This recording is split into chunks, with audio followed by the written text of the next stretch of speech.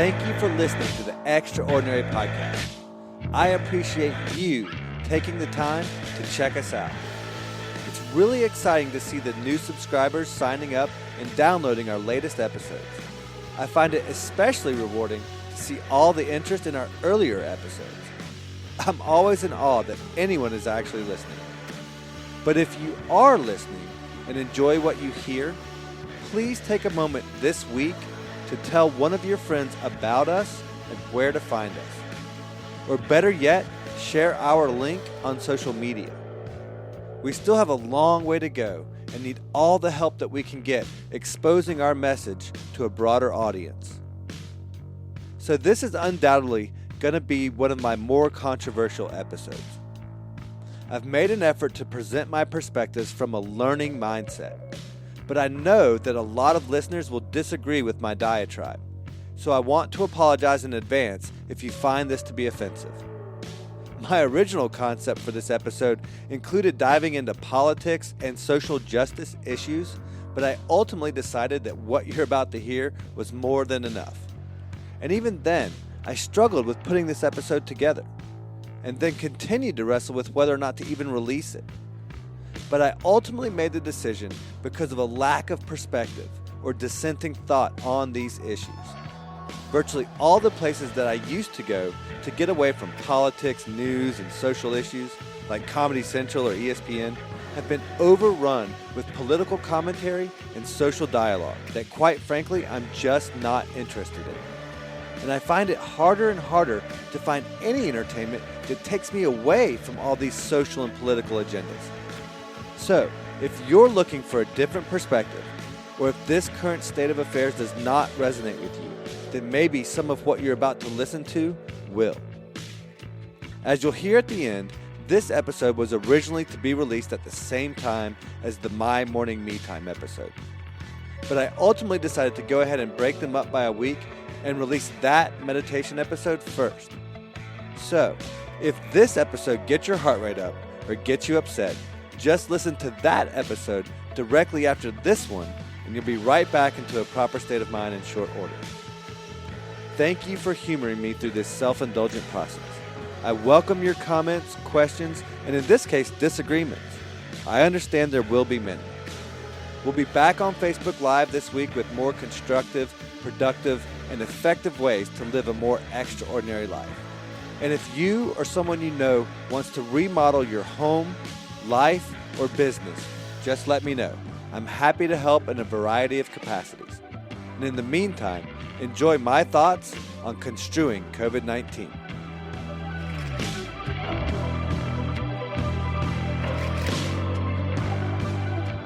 Welcome to the Extraordinary Podcast.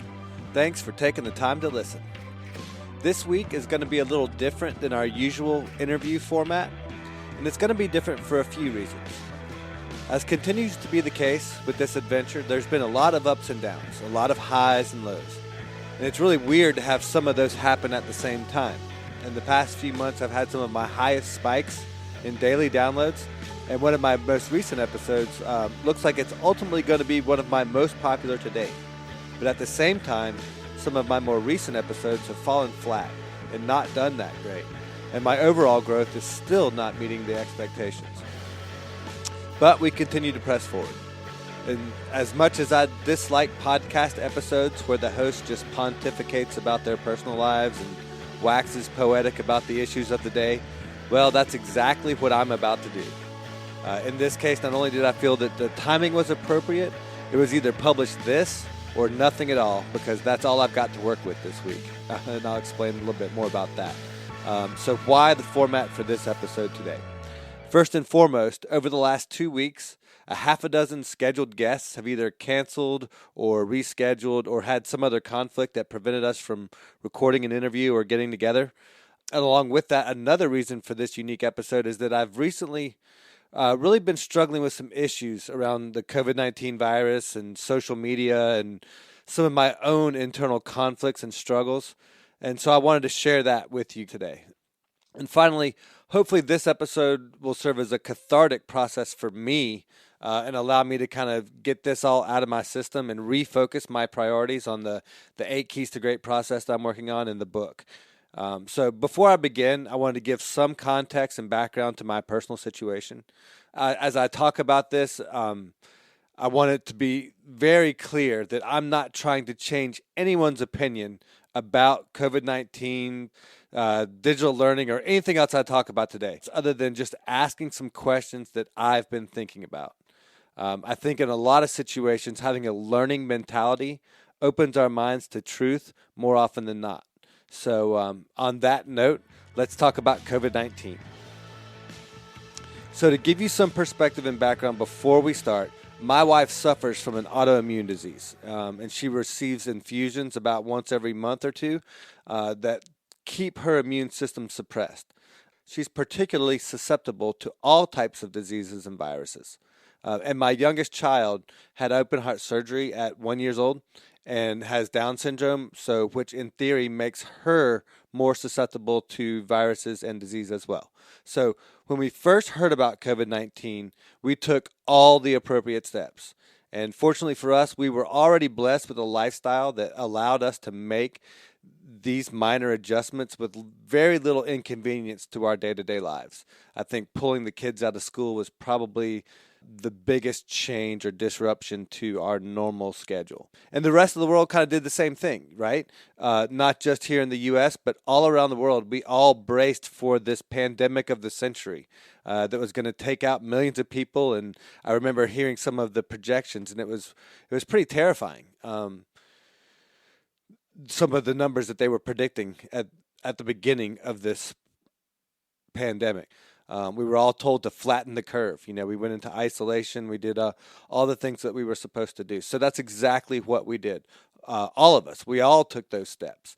And while I took these steps, I began to feel more and more uncomfortable with what I saw and heard, and most importantly, about how I felt. A long time ago, I used to listen to a radio personality. His name was Neil Bortz. He was a great radio host, and he cut through a lot of the BS about politics, and he would attack both sides of the aisle, both the Democrats and the Republicans. And that's what I enjoyed the most about him. He was a libertarian, so not only did he align with my political views, well, he shaped some of my political views, quite frankly, but this also gave him the freedom to attack both sides without the usual bias that you hear when one side attacks the other in that typical divisive manner. But what I appreciate the most about Neil was that he would tell you outright that he will lie to you. And I know that sounds odd at first, but his point was that all the media is constantly lying to you. And it's up to you to verify the information for yourself or already have some kind of working knowledge that you already know to be true. And his point beyond that was even when we think we're telling the truth, sometimes we can still be lying simply due to a lack of information or disinformation that we've received. So he would constantly remind us to use our own research, use our own best judgment, and pay attention to what's going on around us and weigh that against all the other things that we're seen or told. So this is how I try to live my life every day, regardless of what's going on in the world or what I'm being told by friends, news media, websites, stats, graphs, or social media. So anyway, as the weeks turned into months and things were being handled on a variety of different ways, depending on which state you were living in and quite frankly, which country you were living in, I began to have a stronger and stronger sense that things just weren't right. Things just weren't sitting well with me about this whole situation. And as I watched and listened to the people that I loved and trusted and looked up to, they continued to reinforce and agreeing with the general consensus. And so I found myself wondering, what's wrong with me? Why can't I get on board like everyone else? Especially when it's these people that I already trust and rely on their opinion. It's like, what is it that I'm missing? And don't get me wrong, I'm used to being in the minority. I'm contrarian by nature. My motto is to question everything. So that keeps me in a little bit of hot water, and that's why I can sometimes be hard to get along with at times. But this nonconformist attitude usually serves me well. But in occasions like this, my contradictory opinions could hurt feelings and cause loved ones to feel offended.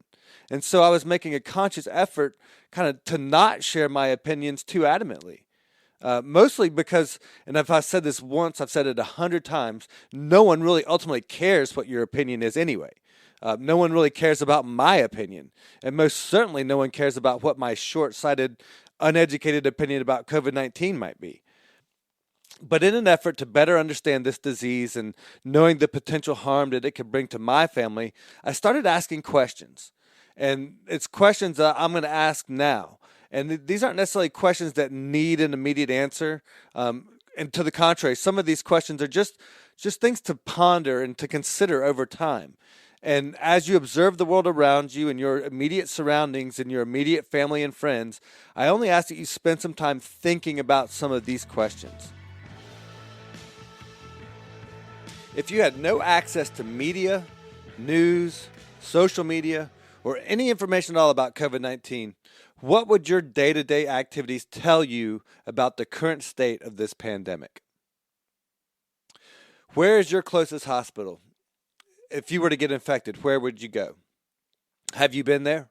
How full is that hospital? What's their status? Could they provide for your needs if you were to get infected today? Why is this disease being marketed? Not just educating us on potential risks and concerns, but actually marketed like any other commodity. Are the measures that we're being told to follow actually preventing the spread of this virus? And if they are, how long are we going to be expected to follow them? Are we going to live in masks from now on? Are we going to stay 6 feet away from strangers indefinitely? Why do we need to social distance and wear a mask? Why don't we call it anti-social distancing? I mean, that's really what it is. Would we be less willing to wear a mask if we didn't think it made our selfies look cooler? Have you gotten viruses in the past? What has changed with this virus compared to any of the others that we've dealt with before? Is COVID-19 spread by any new or different means of transmission than any of the viruses that we've dealt with before? So why weren't we implementing these procedures before? Even if this virus is as deadly as we first thought, what have been the results of all of our efforts? We shut down our economy. We went into hiding for months to flatten the curve. And if you listen to any media or news outlet, they will be the first to tell you that we now have more cases than ever before. And if you believe their line of reasoning, things are just as bad now and expected to get worse, despite the majority of our population doing exactly as we were told. And what about those who haven't done what we were told to do? What about those who don't wear masks? What about the millions of people in India and China who live and work in conditions where masks and social distancing isn't possible, much less hand sanitizers or any sanitary conditions? Those who can't afford to buy masks or social distance, what are they doing? The people living in the shack slums of Brazil or Venezuela where the economy is already in shambles, why aren't they getting sick? Why don't we hear about them dying? Is there a massive cover-up? Or is this virus not what we thought it was? Or are there other factors at play? Factors that have nothing to do with the actual pandemic? Is it okay to say we got it a little bit wrong? Why can't we say we may have overreacted? Why can't we be grateful that this wasn't as bad as what we thought it was going to be? Why can't we breathe a collective sigh of relief that COVID-19 is not as deadly as we first thought it was going to be? Why has this become such a political issue? What role does politics play in how we're dealing with this disease? Does it even play a role? What role is the media playing in all of this? Why do they spread fear instead of facts despite claiming to do the opposite?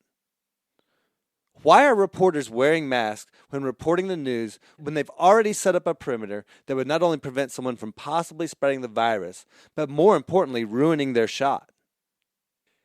If the NBA players were all in a bubble and all tested negative, why are they wearing face masks? Why are those reporters quarantined with them wearing masks as well? Why are any of them social distancing? What would the media talk about without COVID-19? What would be the lead story on the nightly news? If there were to be another major story hit the news, how long would COVID-19 continue to be an issue? How important would it be if North Korea had a successful missile launch? Or better yet, we put a man on a rocket to Mars? Would COVID-19 still be such a big problem? Listen, some of these are tongue-in-cheek and others are pretty petty. I get it. But as I continue to try to get my life back to normal, I'm continually confronted by a narrative that does not ring true to me. And as it continues to impact me, albeit in minor ways, I'm frustrated by what seems to be a lack of intelligence, information, and quite frankly, a little bit of common sense. Like I said before, what do I know? I'm not an expert. Ultimately, the reason I chose to share my feelings on this issue is because I see the negative effects it's having on me and those around me. I've always been a very touchy-feely person. I like hugs, handshakes, personal contact in general. And I know many of you don't feel the same way. And I'm truly thankful that I have a house full of family that I'm constantly interacting with and connecting with. That personal touch is so important to me. That social connection resonates in my soul. I don't know if it's right or wrong, but it feels right to me. Look, we're all social creatures, and we need that in-person connection, whether we want to admit it or not. When you ask your kids, they want to be back together. They need that social development. We were not meant to be alone. We were not meant to be isolated. And when we do, we create that fear. That fear is used against us. But just like you are not meant to be alone or isolated, neither are our children. And so getting them back into school, back into a normal routine, back interacting with other kids, I think should be one of our highest priorities. And on that note, we did go back to school this week. We unfortunately are on digital learning for this week. My youngest goes back to in-person in the middle of next week, so I'm very excited about that. And hopefully the other two will follow soon. But if you are in a situation where you are stuck with digital learning for the foreseeable future, this is a great opportunity to take advantage of. It's an opportunity to understand a new kind of learning, a new kind of environment for your kids. My wife's good friend from college moving cross country, and the school system that they're going into is going to be on digital learning throughout 2020. So she's taking this opportunity to hit the road and travel and take her child to experience different things on the West Coast. They've always grown up on the East Coast, so they're going to spend time exploring the western side of the country while doing digital learning and doing that experience on the road. And fortunately, they're in a position and have a set of circumstances that allows them to do that. So I challenge you to look for yourself. What are some of the ways that you can create a more conducive learning environment for your kids? How can you impact how they learn? What this experience is going to ultimately be like? How will they remember this? This doesn't have to be a negative. This can be a very positive and meaningful experience for them and for all of us, quite frankly. If we have the right perspective, if we have the right mindset, we can really understand opportunities that are out there. And whether you have a business or a family going through this experience, don't look at this as an opportunity to just survive. Don't look at this as something to just get through. That's what I've been doing. I've just been in this survival mode, just this getting by mode. But this is a great opportunity to thrive. This is a great opportunity to advance, to take advantage of. There are opportunities in your family, there are opportunities in your business, there are opportunities in your workplace, there are opportunities in your personal life that you can take advantage of because of COVID-19. So despite all the negatives, despite all the challenges that are out there, there are just as many opportunities, and whether it be with your kids, with digital learning, or with your business, or with your personal life, look for those opportunities. So in an effort to end on a positive note, that's how we're going to wrap things up. So I assumed this episode was going to kind of come off a little bit negative. Hopefully it didn't. Although if you're desperately afraid of COVID-19 or still struggling with that, then maybe it did. So what I'm going to try to do to have a balance to that is a positive episode. And so along with the release of this episode, we're going to be releasing our first meditation, our morning me time. It's just going to be a quick 10 minutes of recording on how to start your day. It's going to be short, going to be sweet, and it's going to be powerful, hopefully uplifting, and the goal of it is to set the course and tone of your day and to get you started on your 3 habits in 30 minutes, doing that morning me time. And hopefully if you'll try that over the next 30 days or even just the next week, if you'll listen to this one first and then spend the rest of the week following up listening to that episode, and hopefully you'll see some benefit from that. And if you do, I'd love to hear about that. So let me know. On that note, that's about it for this episode of the Extraordinary Podcast. Thanks for tuning in. Thanks for listening. Please, if you have the opportunity, subscribe on all the platforms, iTunes, Spotify, wherever you listen. Please go to those platforms, subscribe to the show. You'll get automatic downloads when it comes out. And please provide me any feedback. The feedback on iTunes is ideal. Just leave me a review. It doesn't have to be good. Like I tell everybody, you can be honest. I don't care if you give me a 3-star, 1-star, good, bad, or ugly. I just want the review. Visit us on the website, 8 Keys to Great. That's the number 8 keys, the number 2 great.net or .com, either one. We're downloading all of the episodes onto extraordinarypodcast.net as we speak. So that's the major step in getting the extraordinarypodcast.net site up and published and running. And that's been a very slow process, but hopefully we're making some headway there, and that should go live here shortly. So hang in there. We'll have some big and exciting announcements. We've got some exciting guests coming soon, some local businesses we're going to be featuring, and then a season recap with the next step on the 8 Keys to Great path. So look forward to all of that. Thanks again for your support, and we'll talk to you soon. Hey, y'all. Thanks for listening. So, what'd you think? What did I miss? Was there a topic you wish we had covered? Was there an area of discussion you want to know more about? Or was the whole thing just too long? Please send us your questions and feedback on social media to @extraordinarypodcast or check out our website, extraordinarypodcast.net. Subscribe there for all the latest episodes, blog posts, and more. And if you're tired of living the same old ordinary life, shoot me an email, nate@extraordinarypodcast.net, and I will send you your own customizable blueprint that will walk you through step by step how to create your own extraordinary life. And if you or someone you know already fits the profile, you can submit a request to be interviewed on the website as well. Finally, if you like what you heard or learned today, please take a moment to like, subscribe, and follow the Extraordinary Podcast on all your favorite platforms like YouTube, Spotify, and iTunes.